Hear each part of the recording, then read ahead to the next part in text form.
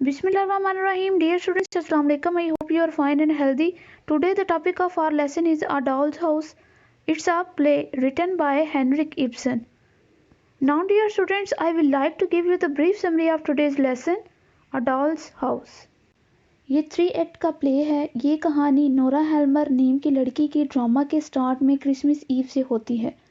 Christmas से एक दिन पहले जो दिन होता है यानी 24 दिसंबर, इसे क्रिसमस ईव कहते हैं। तो अगले दिन क्रिसमस है। नोरा इसकी तैयारी कर रही है। नोरा अपने हस्बैंड टॉरवल और बच्चों के लिए बहुत सारे गिफ्ट्स लेकर आई है। इसका हस्बैंड इन गिफ्ट्स को देखता है तो वो नाराज़ हो जाता है और नोरा से कहता है कि तुम्हें पैसे देखभाल कर खर्च करने चाहिए और बेवजह पानी की तरह पैसों को नहीं बहाना चाहिए। इस बात से नोरा नाराज़ हो जाती है। नोरा का हस्बैंड टॉरवेल हेल्मर ये पैसों के मामले में थोड़ा कंजूस है और तभी पैसों को खर्च करता है जब बहुत ज़्यादा ज़रूरत होती है। इन दोनों हस्बैंड वाइफ अक्सर छोटी छोटी बातों पर इनकी लड़ाई होती है। इसके बाद नोरा के घर 2 मेहमान आते हैं। डॉक्टर रैंक ये टॉरवेल के करीबी दोस्त हैं। तो डॉक्टर रैंक जो हैं वो टॉरवेल के स्टडी रूम में चले जाते हैं ताकि इसके साथ थोड़ा टाइम स्पेंड कर सकें टॉरवेल के साथ। डॉक्टर रैंक के बाद एक लेडी आती है, क्रिस्टाइना लेंडी। नोरा क्रिस्टाइना को स्टार्ट से नहीं पहचानती, लेकिन नोरा को पता चलता है कि ये क्रिस्टाइना तो इसके स्कूल की दोस्त है। क्रिस्टाइना नोरा को देखकर बहुत खुश हो जाती है। क्रिस्टाइना और नोरा सालों बाद एक दूसरे को मिलती हैं। ये दोनों स्कूल में दोस्त होती थी। ये दोनों साथ में बैठकर खूब बातें करती हैं।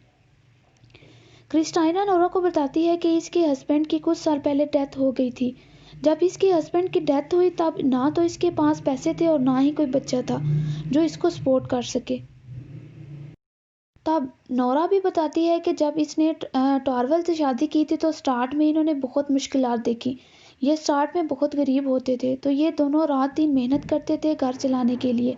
इसके बाद टॉरवेल बीमार हो गया था। टॉरवेल ने बीमार होने के बाद इसे इटली जाना पड़ा ताकि टॉरवेल का ट्रीटमेंट हो सके। नोरा क्रिस्टाइना से पूछती है कि ज़िंदगी में और क्या चल रहा है। क्रिस्टाइना बताती है कि सालों से इसे अपनी बीमार माँ की खिदमत करना पड़ी थी। इसके 2 भाई भी हैं जिसकी जिम्मेदारी क्रिस्टाइना के कंधों पर थी। अब इसकी माँ इस दुनिया में नहीं है और इसके भाई भी अब बड़े हो गए हैं और अपने कदमों पर खड़े हैं।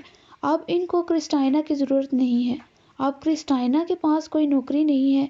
क्या तुम्हारे हस्बैंड टॉरवेल मुझे कोई नौकरी दिलवा सकते हैं? नोरा वादा करती है कि वो अपने हस्बैंड टॉरवेल से बात करेगी और इसके बाद नोरा क्रिस्टाइना को एक राज बताती है जो राज इसने किसी को नहीं बताया। नोरा कहती है कि जब मैं और टॉरवेल इटली गए थे ट्रीटमेंट के लिए तो मैंने ट्रीटमेंट के लिए पैसे उधार लिए थे और मैं आज भी चुपके चुपके वो कर्जा उतार रही हूँ काम करके। अब वो कर्जा जल्द ही उतर जाएगा क्योंकि थोड़ा सा कर्जा रह गया है।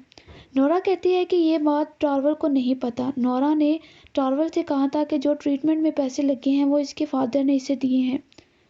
अब इनके बीच बातें चल रही होती हैं तभी घर में एक और मेहमान आता है, क्रॉक्स्टड। तो क्रॉक्स्टड भी इसी बैंक में काम करता है जिसमें टॉरवेल काम करता है। क्रॉक्स्टड की पोस्ट टॉरवेल से नीचे है। नोरा क्रॉक्स्टड को स्टडी रूम में भेज देती है टॉरवेल के पास। नोरा अनकंफर्टेबल समझती है क्रॉक्स्टड को देखकर। अब स्टडी रूम से तीनों दोस्त बाहर निकलते हैं, टॉरवेल, डॉक्टर रैंक और क्रॉक्स्टड।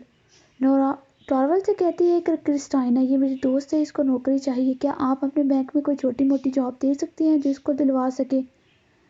तो टॉरवेल कहता है कि वो देखेगा, अगर कोई जॉब होती है तो ज़रूर बताएगा। इसके बाद वो नोरा के घर से सारे गेस्ट चले जाते हैं, साथ टॉरवेल भी इनके। इसके बाद नोरा के बच्चे घर वापस आते हैं अपनी नानी के साथ, एनी मैरी ये उसकी मदर का नेम है।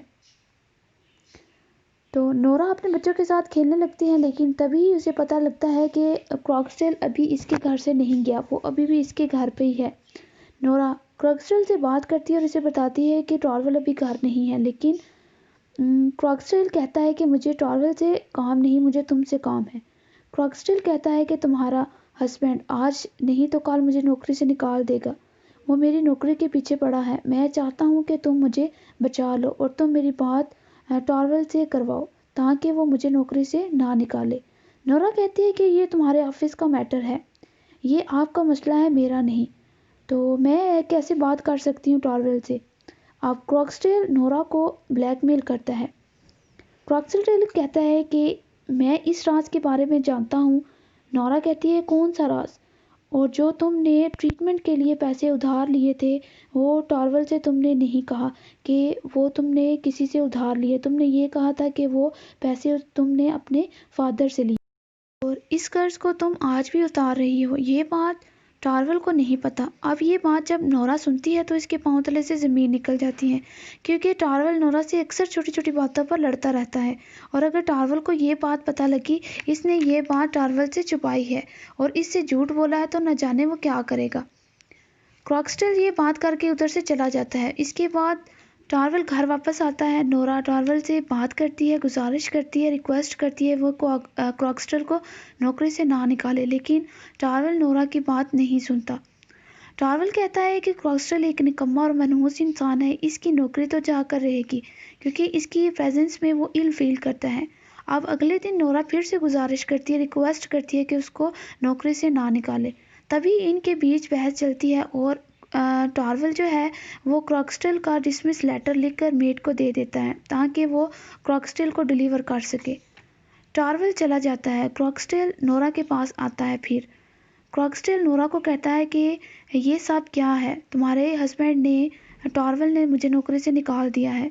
क्रॉक्सटेल सारी कहानी लेटर में लिखकर इसे लेटर बॉक्स में डाल देता है। इसके बाद टारवल और क्रिस्टाइना घर पर आते हैं। नोरा को बहुत ज़्यादा टेंशन होती है, अगर टारवल ने लेटर बॉक्स में से लेटर देख लिया तो फिर क्या होगा। नोरा क्रिस्टाइना को सब कुछ बताती है। क्रिस्टाइना कहती है कि तुम टारवल को बातों में उलझाओ, मैं क्रॉक्सटेल के पास जाती हूँ और उसे मनाती हूँ कि वो लेटर वापस ले ले। टारवल को वो बातों में उलझाती है और उसको नोरा डांस करती है जो उसने कल परफॉर्म करना होता है, लेकिन टारवल को वो डांस पसंद नहीं आता है। अब नोरा टारवल से प्रॉमिस लेती है कि तुम तब तक मेल चेक नहीं करोगे जब तक डांस पार्टी नहीं हो जाती। अगले दिन क्रॉक्सटेल और क्रिस्टाइना मिलते हैं। जब ये दोनों बात करते हैं तो रीडर्स को लगता है कि ये दोनों किसी ज़माने में एक दूसरे से बहुत मोहब्बत करते थे, लेकिन क्रिस्टाइना क्रॉक्सटेल से शादी नहीं करती क्योंकि इसको एक रिच इंसान मिल गया था। इसको ऐसा लगता था कि अगर वो एक अमीर इंसान से शादी करेगी तो इसकी ज़िंदगी अच्छी हो जाएगी।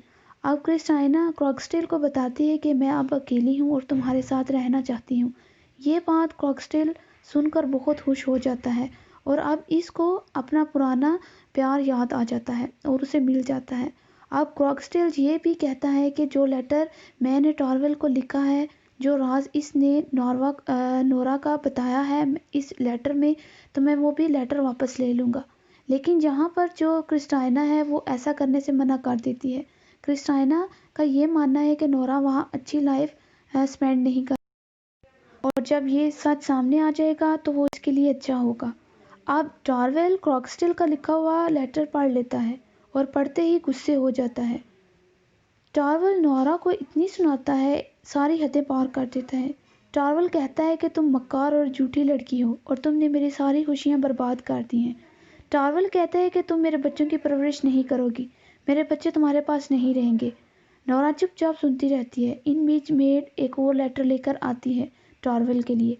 वो लेटर भी क्रॉक्सटेल ने लिखा होता है जिसमें क्रॉक्सटेल नोरा से माफ़ी मांग रहा होता है कि इसने जो ब्लैकमेल किया था उसके लिए और इसे माफ़ कर दे। अब जब वो दूसरा लेटर टारवेल पढ़ता है तो इसका गुस्सा नॉर्मल हो जाता है क्योंकि जो क्रॉक्सटेल ने जो कहना था वो तो कह दिया था लेटर के थ्रू। अब नोरा कहती है कि हमारी शादी को 8 साल हो गए हैं, इतने वक्त में हम एक दूसरे को नहीं समझ सके। नोरा कहती है कि तुमने मुझे एक डॉल की तरह ट्रीट किया है, तुम्हारे लिए मैं एक डॉल हूँ। तुम्हें लगता है जिस तरह डॉल की कोई फीलिंग नहीं होती इस तरह मेरी भी फीलिंग नहीं है। तुम्हारा जब दिल किया तुमने डॉल की तरह मुझसे खेला है। और वो कहते हुए अपने घर से चली जाती है, अपने घर और अपने हस्बैंड को छोड़ देती है।